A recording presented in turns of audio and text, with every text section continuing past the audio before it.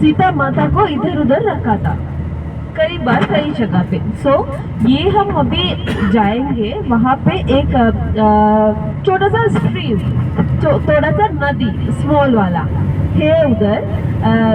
बुलाया जाता है इस नदी की पानी सीता माता ने यूज किया स्नान करने के लिए।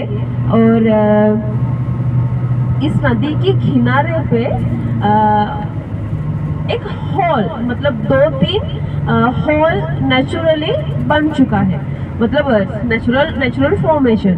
सो लोग बुलाया जाता है, सीता माता ने उधर बैठ के इतना खूब रोया रामा को याद करके। इनकी आंसू की वजह से ही ये हॉल बन गया है किनारे, नदी किनारे पे।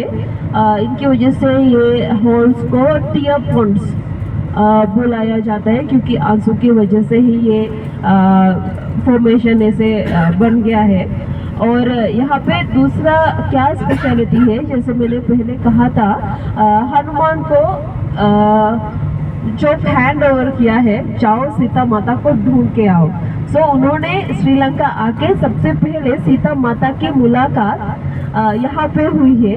और रामा की रिंग, अंगूठी सीता माता को इधर भेट के दिखाया। जय श्रीराम मित्रांनो, मी आलो आहे सध्या श्रीलंकेमधील सीता माता टेम्पलमध्ये। या ठिकाणी श्रीराम आणि सीता माता आणि हनुमानजी यांचं दर्शन होत आहे। आपण बघूया नेमकं कसं आहे मंदिर।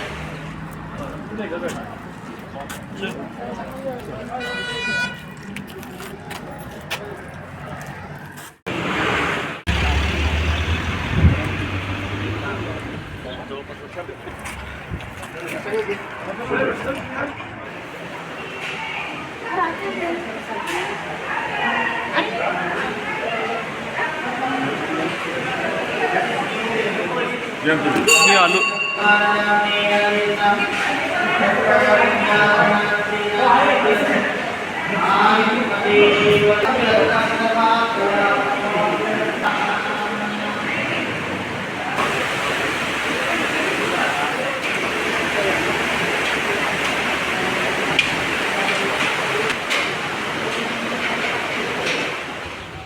मी सध्या अशोक वाटिकामध्ये आहे आणि याच ठिकाणी माता सीताचं मंदिर आहे।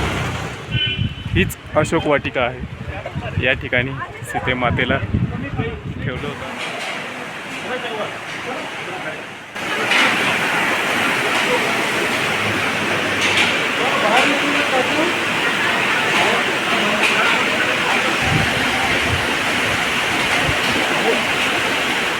माझ्या पाठीमागे तीच जागा आहे ज्या ठिकाणी हनुमानजी सीते मातेला भेटले होते आणि त्यांनी श्रीरामांची अंगठी त्यांना दाखवून त्यांचा संदेश सीता मातेपर्यंत पोहोचवला होता।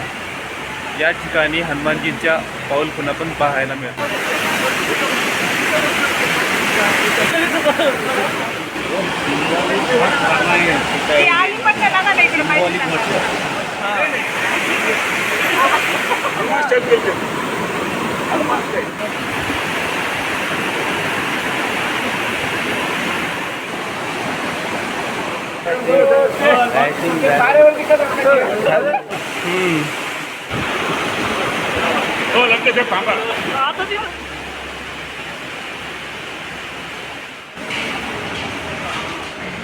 हनुमानांचं दर्शन झालंय, सीता मातेचे दर्शन झालंय।